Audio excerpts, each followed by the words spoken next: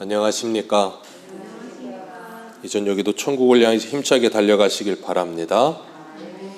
오늘은 우리가 요한일서 4번째 시간으로 다 지나갑니다 라는 제목으로 같이 말씀을 나누도록 하겠습니다. 다 지나갑니다.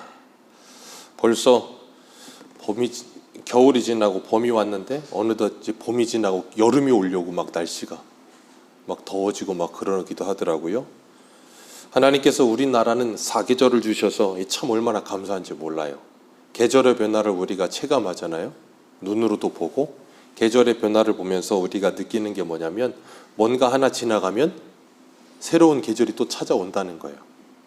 하나 지나가고 나면 또 새로운 게 오듯이 우리가 이 땅을 발디디고 살아가고 있지만 이 땅에서의 삶이 지나가고 나면 우리에게 영원한 삶이 기다리고 있다는 걸 하나님은 우리에게 알게 하십니다. 그리고 그 영원한 것을 우리에게 바라보게 하시는 것 같아요. 그래서 우리에게 이 땅에서 매일마다 하루하루를 자꾸 지나가게 하시잖아요.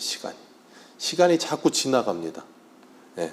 자꾸 지나가면서 우리로 하여금 그리스도의 아름다운 성품의 그 위대함을 바라보면서 그리로 자꾸 달려가라고 말씀하고 계시는 거예요.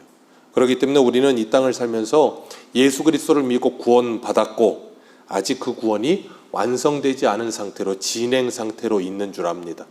그래서 이미와 아직 사이에 살아가면서 하나님이 주신 계명을 충성하며 살아가는 거예요. 그 계명이 뭐예요? 사랑하는 거예요.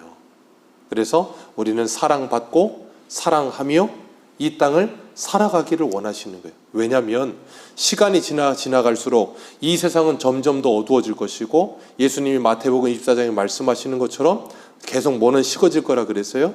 사랑은 식어질 거라 그랬어요. 그러나 그렇게 사랑이 식어지는 세대 속에서 오직 교회만은 그리고 오직 성도만은 사랑이 더 뜨거워질 줄로 믿습니다. 네. 하나님 우리에게 주신 거 딱 하나밖에 없어요. 사랑하라. 사랑하면 모든 것들이 저절로 되어지기 시작합니다. 하나님이 우리에게 그것을 사명으로 주셨어요. 그래서 사랑하면 전도하게 됩니다. 사랑하기 때문에 전도 안 할 수가 없어요. 사랑하면 선교하게 되는 거예요.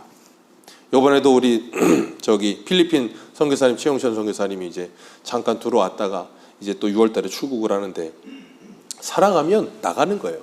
우리가 잠시 이렇게 후원하다가 지금 잠시 멈춰두고 있는 것이 인도네시아, 필리핀이었나요? 다 하고 있나요? 예. 액수를 좀 줄인 거군요. 예, 어쨌든 인도네시아에 계시는 우리 선교사님인 갑자기 생각이 안 나네. 누구시지? 필리핀이 최영천 선교사님이고 인도네시아가 선교사님 성함이 기억이 안 나. 아무튼 그 선교사님 지금 이제 다음 달에 안산 동산교회에서 따님이 결혼을 해요. 근데 따님이 목사님이랑 결혼해서 이제 둘이 또 이제 선교를 나갑니다. 참 복된 가정인데 전부 다 선교사예요. 부모님도 선교사, 그 목사님 사모님도 선교사, 아들도 선교사, 딸도 선교사, 다 선교사. 참 복된데 어쨌든 자기들이 하나님이 자기들에게 마음에 주신 선교지가 있어요. 그 선교지가 있으니까 뭐 하냐면 사랑하니까 그 선교지를 향해 가는 거예요. 젊은 그 부부가. 얼마나 복됩니까? 사랑하면 하나님께서 우리에게 주신 것이 기쁨이 되어 그리로 자원에 달려가요. 그렇기 때문에 사람은 이 땅을 살아가면서 사랑해야 돼요. 사랑해야 사람이 생기가 있어요. 사랑해야 사람이 힘이 있습니다. 하나님은 우리들에게 이 땅에서 사랑하며 살기를 원하세요. 그래서 오늘 오전에도 내 부모를 공경하라. 거기에 우리에게 필요한 게 뭐라고요? 사랑이요. 예수 그리스도의 마음. 그 예수 그리스도의 마음이 우리에게 부어져야 될 줄로 믿습니다. 요한 사도는 우리들에게 사랑에 대해서 굉장히 많이 강조해요. 사랑을 주고받으며 진정한 사귐이 있고 공동체가 하나님의 진리 안에서 더불어 함께 누리는 삶을 살 때 기쁨이 넘친다는 걸 가르치고 있습니다. 그렇기 때문에 우리가 다른 사람을 사랑하지 못하고 다른 사람을 미워하거나 다른 사람을 싫어하게 될 때 우리가 기억해야 될 것. 우리 안에 사단이 우리를 사로잡고 있다는 증거예요. 기억하십시오. 내가 다른 사람을 미워하는 것, 분명히 그냥 미워하는 게 아니에요. 미움의 영, 사단이 우리를 사로잡았기 때문에 다른 사람을 미워하게 되는 거거든요. 싸우게 되는 거거든요. 사랑하지 못하게끔 끊임없이 우리를 뭐예요? 방해하는 거예요. 사단이 하는 일이 그거예요. 그래서 우리가 하나님과 뭐하게 만들어요? 멀어지게 만드는 거예요. 다른 사람 관계가 끊어지게 만드는 거예요. 그런데 우리가 잊지 말아야 될 것은 어떤 사람을 미워하게 되면 그 미워하는 대상이 고통을 받는 것보다는 누가 고통을 받냐면 미워하는 자신이 고통을 받아요. 내가 미워하는 대상이 고통을 받는 게 아니고 내가 고통을 받아요. 그러니까 어떻게 돼요? 내가 지옥을 살지요. 하나님은 우리가 그렇게 살기를 원하지 않으세요. 우리가 다른 사람을 사랑하며 살기를 원하시지 미워하기를 원하지 않으세요. 그렇기 때문에 우리가 내 마음에 미워하는 마음이 들고 다른 사람을 이상한 눈초리로 바라보기 시작할 때 내가 지금 사단이 나를 가지고 뭐하고 있구나? 장난질하고 있구나. 그걸 깨닫고 뭐 해야 되냐면 기도해야 되는 거예요. 하나님, 이 사단이 내 마음을 흔들고 있는 이 마음을 하나님 주님께서 붙들어 주옵소서. 하나님께서 이 마음을 주장하여 주옵소서. 하나님께서 지켜주옵소서라고 기도하셔야 되는 거예요. 우리가 이 세상을 살 때 세상을 사는 것은 아는 만큼 살 수 있습니다. 아는 만큼 보이고요. 아는 만큼 누립니다. 우리나라도 수많은 사회복지 제도가 있는데요. 알아야 누려요. 홈페이지나 그런 데 광고는 하지만 일반 사람들은 잘 모르는 게 너무 많아요. 그래서 찾아야 돼요. 알아야 누릴 수 있어요. 지식이 있어야 되는 겁니다. 그런 것처럼 하나님을 아는 지식도 우리에게 필요해요. 하나님을 아는 지식이 풍성해지면 풍성해질수록 우리는 더 자유해지고요. 우리는 더 사랑이 풍성해지고요. 우리는 더 하나님 앞에 온전한 사람으로 세워져 가는 거예요. 그래서 우리는 평생에 하나님을 아는 일에 힘써야 되는 겁니다. 하나님께서 우리들에게 하나님을 아는 지식이 있기를 원하시고 또 뭐 하기를 원하시는가 하면 사랑이 풍성해지기를 원하세요. 우리가 음식을 할 때도 그렇잖아요. 어떤 좋은 재료가 있어요. 그런데 백종원 같은 분은 그 좋은 재료를 가지고 맛있는 음식을 만드는데 똥손은 어떡합니까? 음식 못하는 사람은 아무리 좋은 재료를 갖다 놔도 그거 가지고 정말 맛없는 음식을 만들어내요. 왜 그래요? 요리 실력이 그 정도밖에 되지 않으니까. 우리가 사랑을 하는데도 사랑에도 실력이 필요한 것 같아요. 사랑도 배워야 되는 것 같아요. 왜냐하면 사랑하는 감정은 있어도 이 사랑하는 감정을 어떻게 표현해야 되는지, 어떻게 사랑하는데 어떻게 해야 될지를 잘 모를 때가 많거든요. 그래서 마음으로만 모든 게 다 그럴 때가 많아요. 그래서 우리 태진아 집사님도 아주 명곡을 CCM 같은 명곡을 부르셨잖아요. 사랑은 아무나 하나. 사랑은 아무나 하나. 사랑은 아무나 하는 게 아니에요. 하나님의 사랑을 받아서 그 온전한 사랑을 내 안에 풍성히 누리게 될 때 다른 사람을 사랑하는 눈이 열리는 거예요. 그렇기 때문에 하나님께서 우리들에게 하나님의 사랑을 배우기를 원하시는 거예요. 그 하나님을 사랑하는 그 사랑이 우리 안에 풍성해져 가면서 하나님의 은혜가 내 안에 젖어들기를 원하세요. 오늘 사도 요한은 사랑과 신앙에 대하여 3단계가 있다라고 이야기를 합니다. 어린아이, 그리고 청년의 신앙, 그리고 장년의 신앙이 있다라고 이야기를 해요. 우리의 신앙에도 단계가 있고 사랑에도 단계가 있어요. 사랑도 우리가 세상 사람들 흔히 말하는 게 첫사랑은 이루어지지 않는다라고 말을 해요. 그죠? 첫사랑이 이루어지지 않는 이유가 뭡니까? 첫사랑이 이루어지지 않는 이유는 서툴러서예요. 사랑을 할 줄 모르니까. 그래서 이루어지지 않는 거예요. 우리가 어린아이와 같은 신앙의 상태에 있을 때, 어린아이와 같은 사랑을 할 때는 어떻게 사랑하고 신앙생활을 하냐면 이 어린아이, 청년, 장년의 신앙은 다 예수 그리스도를 믿고 구원받았다는 거예요. 그래서 오늘 본문에 보시면 어디 있냐면 12절 같이 읽습니다. 시작.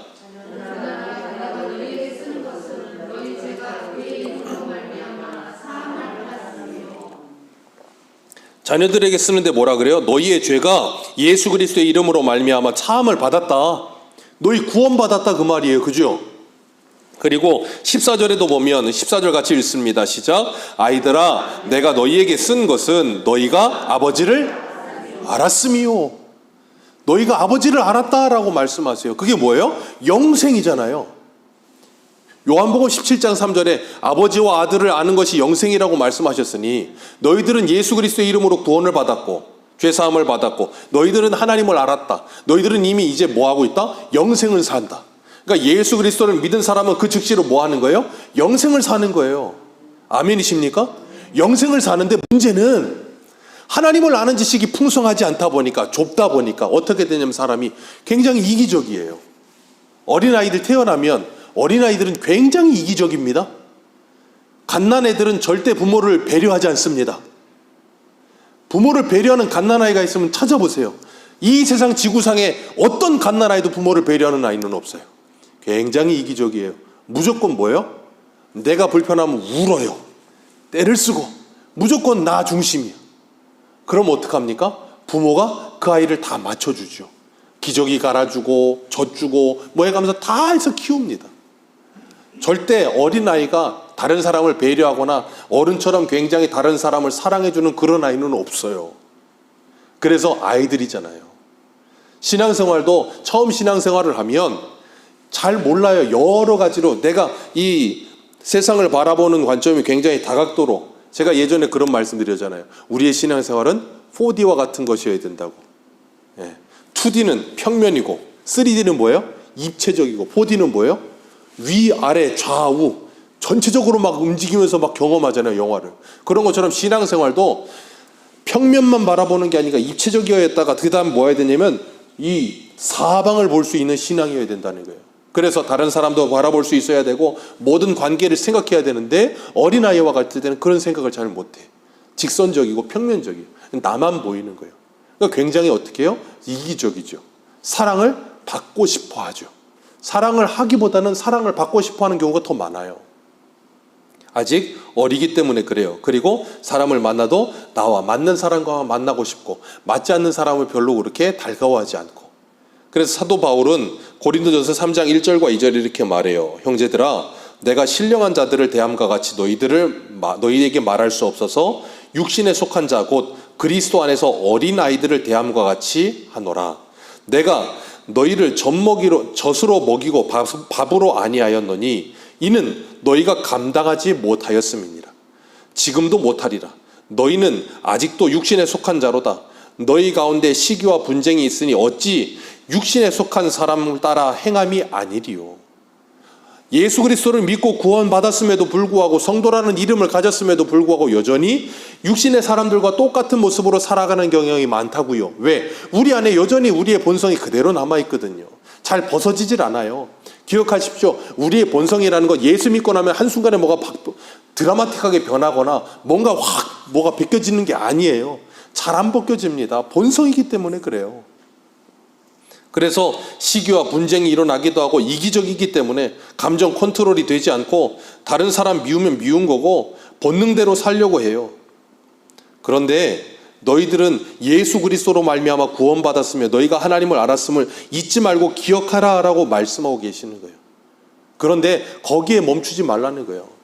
신앙생활하면서도 사람들이 흔히 뭐라고, 나 구원받았어. 그런 분들이 있어요. 구원받았다는 거예요. 구원받았다는 것에 만족하지 마세요. 기억하세요. 어떤 애가 태어나서 나 태어났어. 그걸로 만족하는 애가 세상에 어디 있냐고요. 그걸로 만족하는 아이는 세상에 없습니다. 아이가 자라가면 자라갈수록 욕구가 생기고요. 더 많은 것들을 누리고 싶고요. 더 많은 걸 알고 싶고요. 더 많은 것들을 이 세상을 견문을 넓히고 싶은 게 사람이에요. 그냥 태어났으니까 그냥 나 태어난 걸로 됐어. 더 원하지 않아. 그런 사람은 세상에 아무도 없다고요.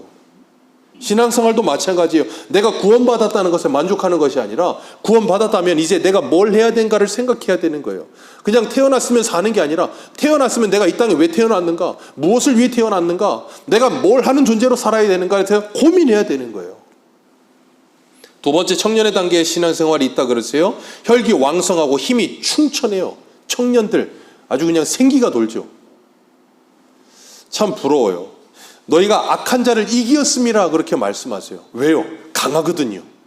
청년의 때 면역력도 강하고, 그러니까 그냥 이 개념이 없는 애들은 어떻게 해요?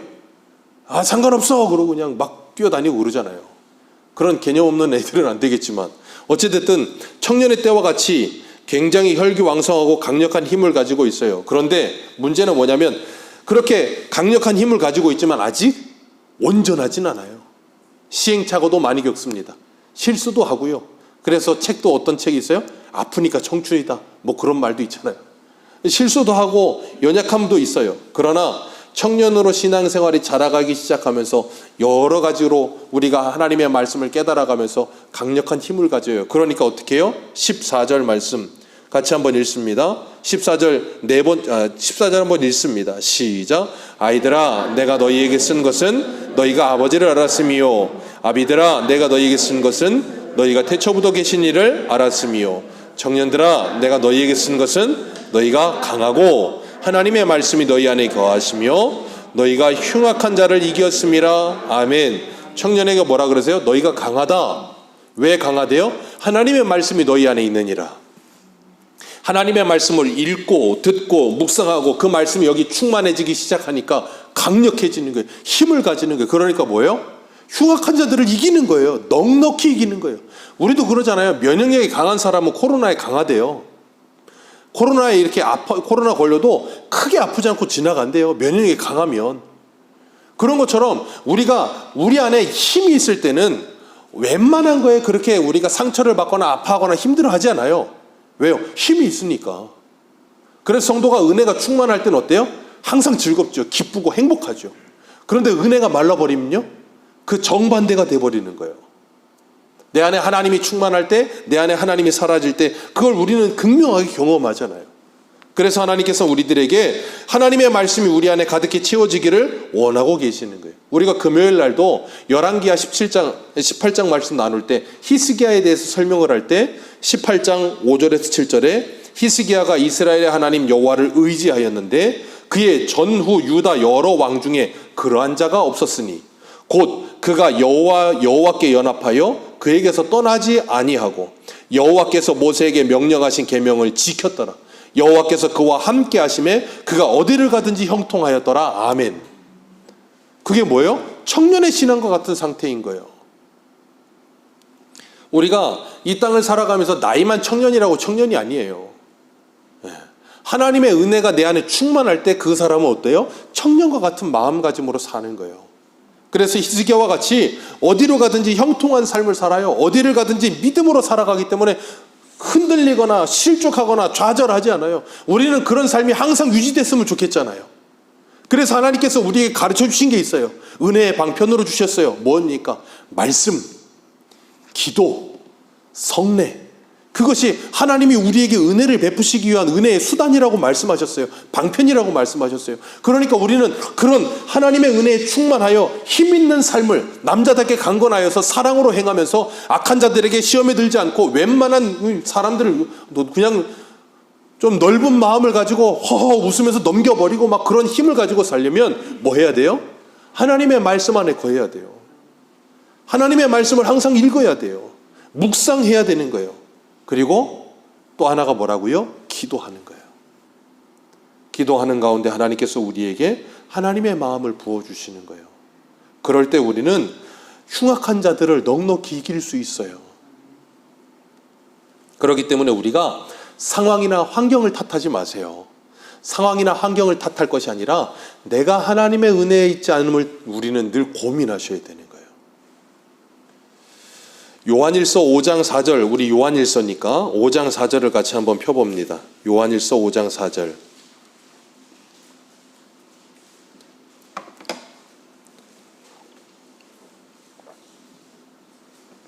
요한일서 5장 4절 같이 읽습니다. 시작. 무릇 하나님께로부터 난 자마다 세상을 이기느니라. 세상을 이기는 승리는 이것이니 우리의 믿음이니라. 아멘. 세상을 이기는 이 승리는 뭐라고요? 우리의 믿음. 어떤 믿음이요? 예수 그리스도가 세상을 이기신 믿음. 내가 세상을 이기었으니 두려워하지 말라. 주님 분명히 약속하셨거든요. 그 믿음을 믿는 거예요. 그래, 예수님이 승리하셨다. 그 믿음을 가지고 사는 사람들은 우리 믿음의 선진들의 모습 속에 보여지는 게 뭐예요? 풀무불 앞에서도 사자굴 앞에서도 굴하지 않잖아요. 히스기야도 하나님과 함께하며 하나님의 놀라운 은혜를 경험하잖아요. 그런데 히스기야도 그런 은혜가 충만하지 않을 때는 어떡합니까? 곧바로 또 넘어져요. 그게 사람이에요. 다윗의 인생의 정점이 언제예요? 우린 다윗 하면 항상 생각나는 게 뭡니까? 골리앗, 물맷돌. 그건 다윗의 인생의 신앙의 정점이 아니에요. 다윗의 신앙의 정점은 언제냐면 다윗이 압살롬에 의해서 반역이 일어났을 때, 그때가 다윗의 신앙의 정점이에요. 다윗이 압살롬 때문에 도망갈 때 사독하고 제사장들이 여호와의 법궤를 메고 따라오잖아요. 그때 다윗이 뭐라 그래요? 야, 여호와의 궤를 다시 가져다 놔라. 내가 여호와의 궤를 움직이는 사람이 아니다. 하나님이 원하시면 나를 다시 이 자리로 오게 하실 것이거니와 그리 아니하신다 할지라도 나는 괜찮다. 그게 다윗의 신앙의 정점이에요. 우리는 다윗의 신앙의 정점이 골리앗을 이긴 때라고 생각하지만 아니에요. 골리앗을 이기고 나서 다윗은 사울에 의해서 거의 20년 가까이를 훈련을 받습니다. 얼마나 많은 어려움을 당하는지 몰라요. 그리고 왕이 되고 나서도 실수도 많이 하고 여러 가지 일들을 해요. 근데 다윗이 그때 그 크다란 실수하고 나서 자신이 하나님과 어떤 존재인지를 확실하게 각인하고 나서 그의 삶이 변하는 거예요. 그런 것처럼 우리들도 하나님의 말씀에 의하여 우리가 진정으로 하나님의 말씀에 변화되어질 때, 그래서 하나님이 우리에게 자유를 주실 때 그때부터 우리의 신앙생활은 거침없어지는 거예요. 정말 거침없는 거예요. 장애물이 있어도 장애물이 되지 않는 거예요. 더 이상. 왜요? 하나님의 은혜가 충만하니까요. 그래서 우리가 그 은혜의 충만함을 누리는 삶을 살기 위해서 뭐 해야 되냐면 끊임없이 우리의 육체의 훈련을 하듯이 우리의 영혼이 훈련되어져야 되는 거예요. 바울이 뭐라 그럽니까? 육체의 연습은 약간의 유익이 있으나 경건은 금생과 내생에 유익이 있느니라. 하나님의 말씀을 통해 우리가 무장되어지고 그 말씀을 통해 우리가 성령에 충만해질 때 우리는 사람이 넓어집니다. 너그러워집니다. 여유로워집니다. 그런데 내가 좁아지고 내가 이 여유롭지 못하고 내가 짜증이 많아지고 화가 많아지고 내가 자꾸 힘들어지고 그렇다면 우리는 뭐 해야 되냐면 나 지금 영적인 상태가 많이 힘든 거구나. 그때 우리는 뭐 해야 돼요? 약을 먹어야 되는 거예요. 어떤 약을 먹어요? 구약과 신약. 한약을 좀 진하게 드셔야 돼요. 그래야 우리가 그걸 이겨낼 수 있어요. 하나님의 말씀은 살아있습니다. 하나님의 말씀은 능력이 있습니다. 하나님의 말씀은 정말 살아있어요. 하나님의 말씀은 정말로 능력이 있어요. 믿는 자 안에 반드시 역사가 일어납니다. 그리고 아비들에게 말하기를 뭐라 그래요? 너희가 태초부터 계신 이를 알았다라고 말을 해요.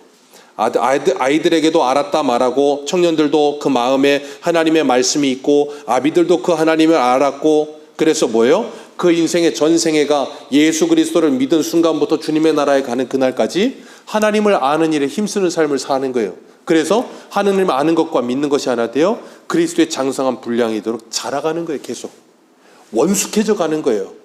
청년의 때 혈기왕성하여 주의 일을 위해 충성할 때도 있고 나이가 들어가면서 원숙해져 가면서 육신은 노쇠해 가지만 우리 영은 날로 새로워져 가면서 그래서 뭐예요? 기도로 협력하고 그리고 청년들에게 믿음으로 그들의 길을 제시해주고 그들을 뒤에서 도와주고 그들을 세워주고 일으켜 세워주고 그들을 위로해주고 그들의 힘들 때 상담해주고 그게 뭐 하는 일이에요? 아비들이 해야 될 일이에요.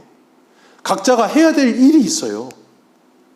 어느 누구도 하나님 앞에 귀하지 않은 사람은 없어요. 다 필요한 거예요. 그래서 하나님이 우리를 교회로 부르신 거예요. 교회로. 그래서 어떤 목사님들은 그렇게도 하더라고요. 온 가족 예배. 그래서 뭐 주일학교 이 교육부 예배가 없고 11시에 다 같이 예배를 드리기도 하더라고요. 유대인들이 그래요. 유대인들은 애들부터 어른까지 다 같이 드리면서 아이들을 옆에서 부모들이 우리 김 집사님이 보승이 깨우듯이 저렇게 깨워가면서 말씀 듣게 하기 위해 애써가면서 그러면서 막 해요. 애들이 그러면서 뭐 하냐면 막 이렇게 부산하게 돌아다니며 떠들고 그러지도 않아요. 그런다고 해도 그렇게 크게 관여하지도 않아요. 그 아이 다시 이렇게 세워놓고 또 그렇게 하더라고요. 그런데 어쨌든 하나님이 어린아이부터 청년, 장년 그리고 노령에 이르기까지 교회를 함께 있게 하신 것은 예수 그리스도 안에서 세대가 통합되게 하시는 거예요. 세상은 세대가 통합되지 않습니다. 그래서 세대 차이라고 하잖아요. 예수 그리스도 안에서 세대가 통합되는 거예요. 아멘이세요? 우리가 그걸 어디서 경험해요? 세상에서 경험하잖아요. 세상에서는 자기들이 좋아하는 관심사 하나를 두면 그 관심사로 놓고는 누구든 다 이야기가 통해요. 세대 차이가 안 나요. 운동 좋아하잖아요. 운동 좋아하는 종목 하나 있으면 10대든 20대든 30대든 40대든 그 종목 이야기하면 눈이 초롱초롱하고 이야기가 통해요. 예수 그리스도 안에서 우리가 그게 통한다니까요.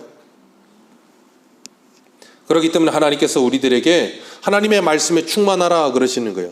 우리 신앙생활은 선택과 집중입니다. 제로섬 게임이에요. 제로 아니면 100이에요. 그 중간은 없어요. 세상 아니면 신앙이에요. 하나님께서 우리에게 하나님의 말씀 안에 거해야 되고 그 안에 강해야 된다고 말씀하시는 이유는 15절 이하에 뭐라 그러세요? 이 세상이나 세상에 있는 것들을 뭐 하지 말아라? 사랑하지 말아라. 그리고 뭐 하라는 거예요? 하나님을 사랑해라 라고 말씀하시는 거예요. 왜? 세상을 사랑하면 너희 안에 무엇이 없다? 아버지의 사랑이 없느니라.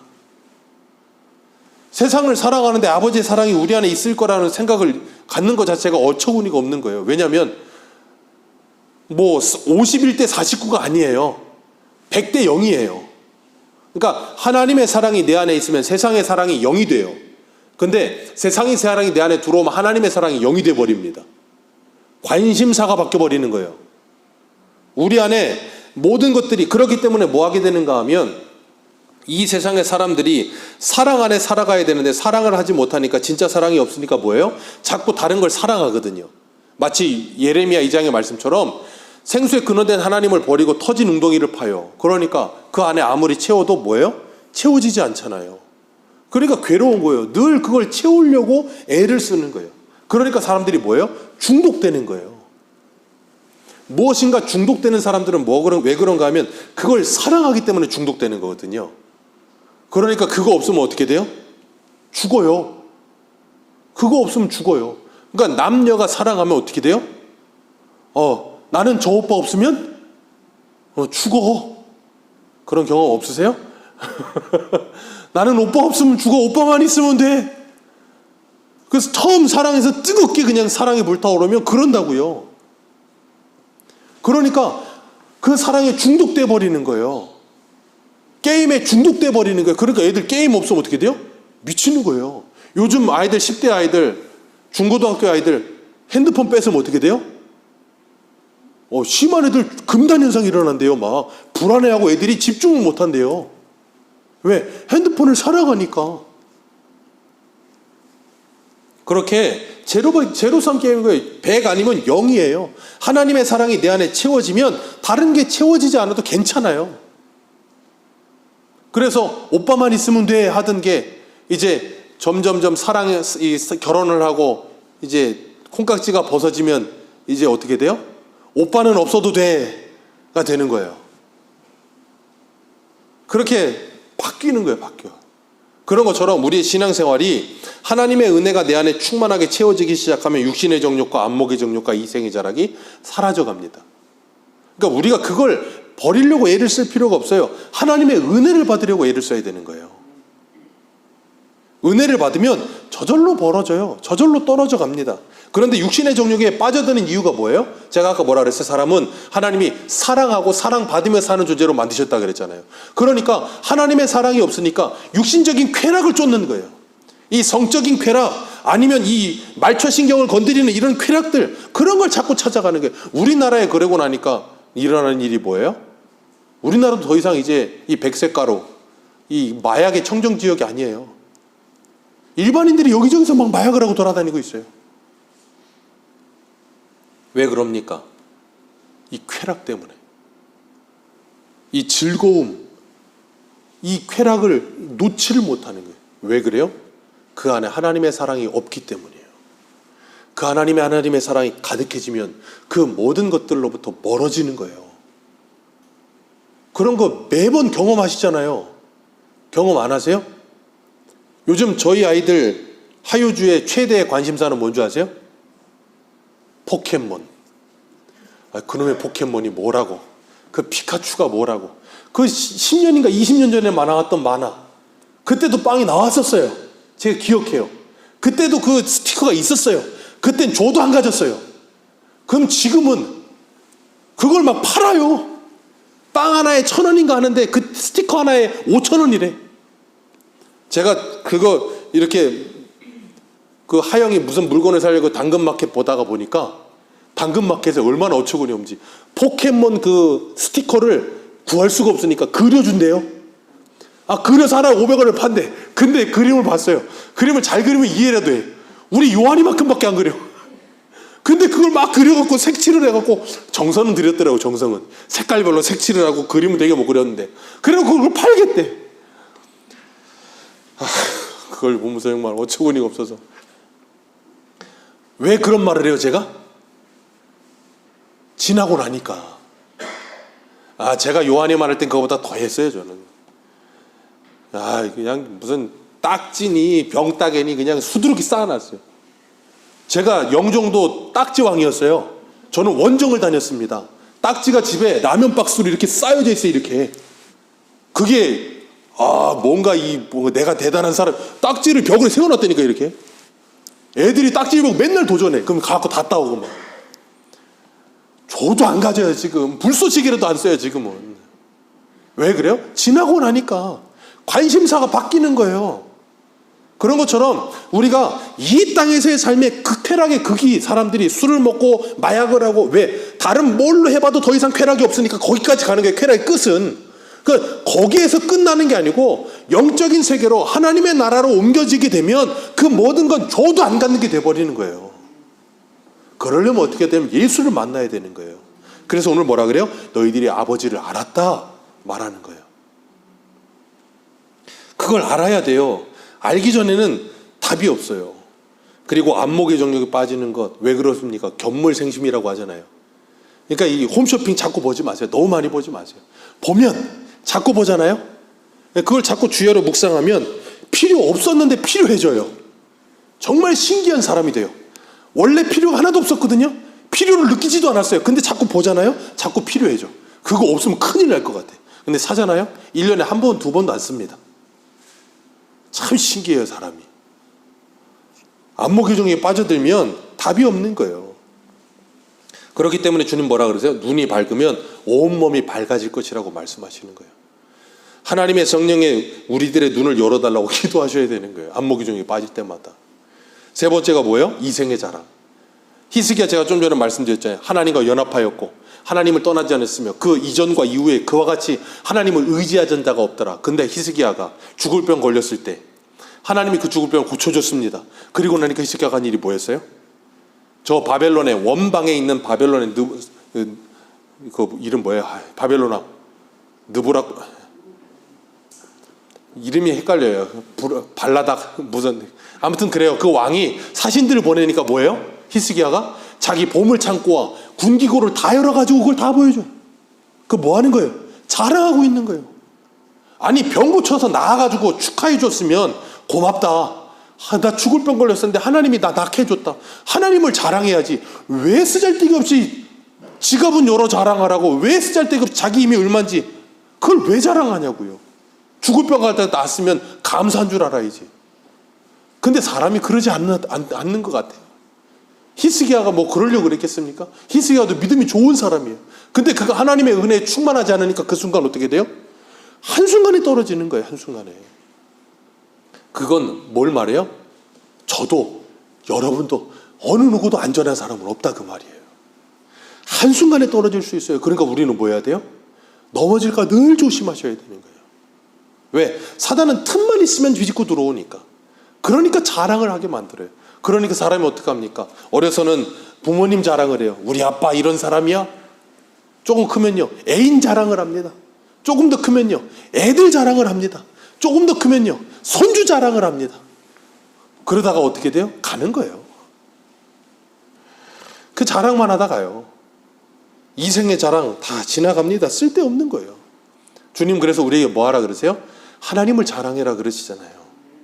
이 세상에 쓰잘데기 없는 거 자랑해봐야 아무 소용없어요. 이사야 40장 8절에 뭐라고 합니까? 풀은 마르고 꽃은 시드나 우리 여호와의 말씀은 영원하느니라. 오늘 말씀에도 뭐라 그래요? 17절 같이 읽습니다. 시작.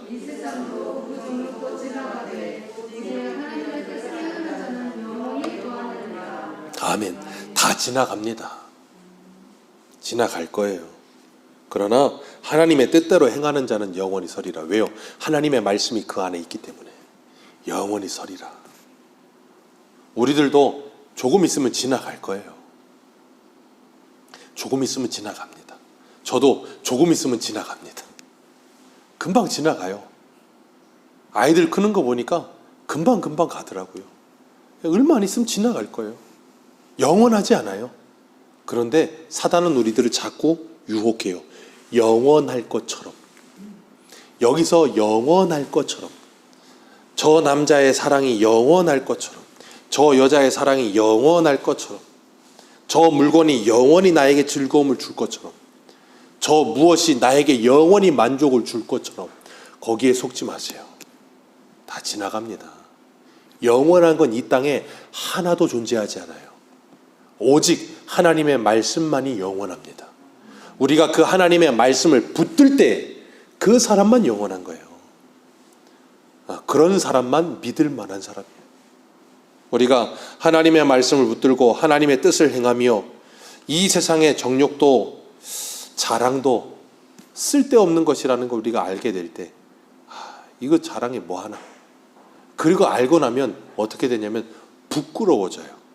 제가 지난주에 이 아이들하고 야유예배 갔잖아요. 야유예배를 가서 제가 그거를 사진을 찍었어요. 사진을 찍어가지고 제가 그거를 페이스북에 올렸어요. 얼굴책에다가. 근데 제 동기 목사님 한 분이 부럽다 그런 말을 쓰더라고요. 근데 제가 그 댓글을 보는 순간 제 마음에 아이쿠 하는 생각을 했어요.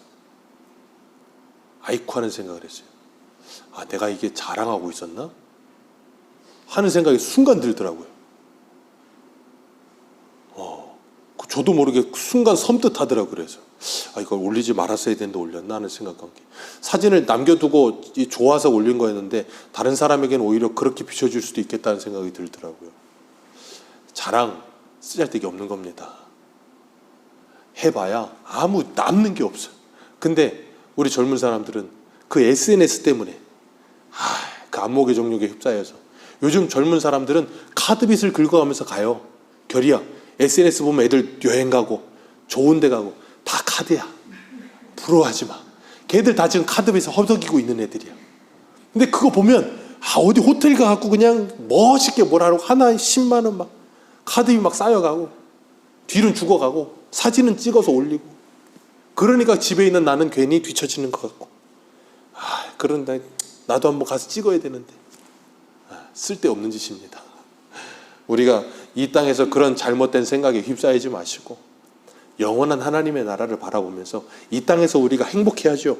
하나님이 주신 걸 누릴 수도 있어야죠. 그러나 거기에 집착은 하지 마시고 하나님 사랑 안에서 주님을 기뻐하는 우리 모두가 되시기를 축복합니다. 기도하겠습니다.